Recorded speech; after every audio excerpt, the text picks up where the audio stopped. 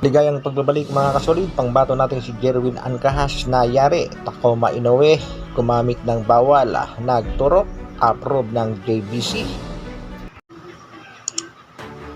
Laban ng ating pangbatong si Cuadro Alas, kasado na. Posible nga bang si Tapales ang makalaban? Yan ang ating pag-uusapan.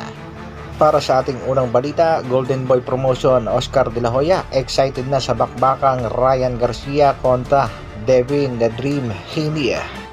Ayon nga kay De La Hoya ay sinasabing ito daw ang magiging Fight of the Year, isang napakalaking laban nga daw.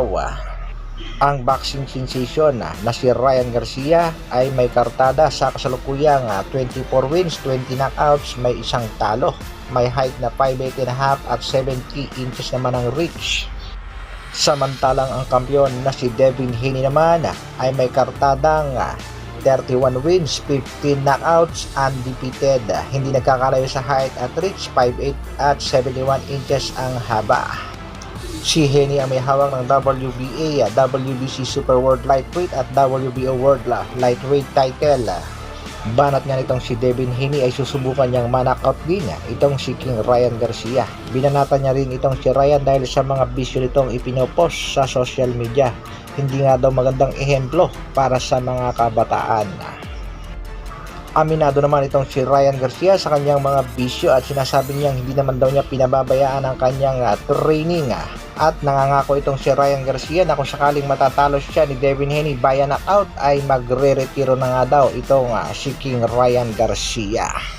Ano sa tingin nyo mga kasolid? Sino ang liyamado sa bakbakan? Ito bang si King Ryan Garcia o itong kampiyon na si Devin The Dream Haney? Isang komento naman dyan. Samantala, Japan Boxing Commission official na nga ang pinahintulutan na makpasok ng kanilang bansa itong si Luis Pantera Neri na alam naman natin lifetime ban sa bansang Japan dahil nga sa paggamit ng ipinagbabawal sa kanyang naging laban kontra nga dito sa kanilang pangbatong si Yamanaka. Isa sa mga tinitingnang dahilan ng mga boxing fans kaya tinanggal ang ban for life nitong si Luis Pantera Neri sa bansang Japan ay upang matuloy ang laban nitong si Naoya Inoue at Pantera at makita nila kung paano talunin ng The Monster ng Japan itong si Pantera. Sa kabilang dako naman, Jerwin Pretty Boy Ancahas emosyonal sa pagtatalo kontra nga dito sa Japanese boxer na si Tacoma Inoue at usap-usapan din mga kasolid na tila naisahan ng Japan itong si Ancahas dahil napapabalitang gumamit din ng bawal itong si Tacoma Inoue. Nagturok nga daw ng anti-pain reliever upang hindi maramdaman ang mga sakit ng malalakas na suntok na mana sa kanyang kapatid na si The Monster ng Japan. Isa rin nga ito sa nakikitang dahilan ng mga boxing fans dahil bawat laban nga nitong magkapatid na Inoue ay sa bansang Japan ginaganap. Kaya nga naman hindi maiiwasan ng mga netizens na mag-isip na tila may milagro ngang ginagawa itong si The Monster ng Japan na Naoya Inoue maging ang kanyang kapatid na si Tacoma Inoue. Pero kahit ganun pa man ang nangyari sa ating pambatong si Jerwin Pretty Boy Ancahas, saludo pa rin ang mga Pinoy sa tapang ng ating pangbatong si Ancahas. Balik ng mas malakas at good luck. Sa kabilang balita naman mga kasolid, kinumpirma na nga ni Tol Boss Risdon na may kalaban na ang ating pangbatong si Cuadro Alas Janriel Casimiro.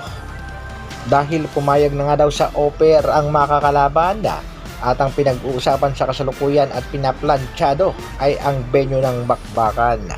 At dahil dyan marami ang nagtatanong sino ba talaga ang makakalaban ng ating pangbatong si Angas ng Pinas. At sa live naman ang isa pang taga-suporta sa ating pangbatong si Alas na si Kuyang Joseph Rivera nang matanong nga ito mga kasolid kung sino ang posibleng makalaban ni Alas sabay gawa ng background, Tapales at Casimiro. Ibig sabihin ito mga kasolid, mataas talaga ang posibilidad na itong si Marlon the Nightmare Tapales ang sunod na makakalaban ng ating pangbatong si Cuadro Alas Janriel Casimiro na posibleng ganapin sa bansang Japan o dito sa ating bansang Pilipinas. Ano sa palagay niyo mga kasolid? Isang komento naman dyan. Maraming salamat sa patuloy na pagsuporta at panonood. Isang like naman dyan mga kasolid at sa mga bagong mapapadaan sa ating munting channel, pasubscribe na rin. Mabuhay Dr. Alvin Vlogs. Bra!